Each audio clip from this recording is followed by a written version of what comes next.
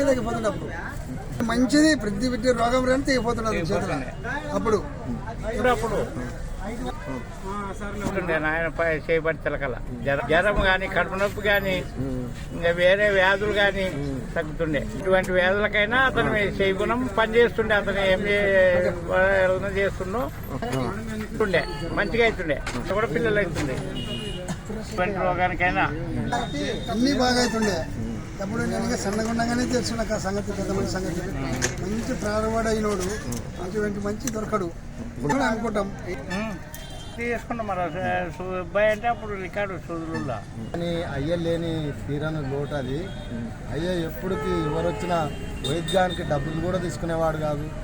ఉంటే మాత్రము ఇచ్చేవాడు, లేకపోతే లేదు. అడిగే మనిషి కాదు. డబ్బులు ఛార్జీలకు లేవంటే ఇచ్చేవాడు. తినిపోండి అని డబ్బులు ఇచ్చి తోలేవాడు. నేను ఏమన్నా నేర్చుకున్నాను.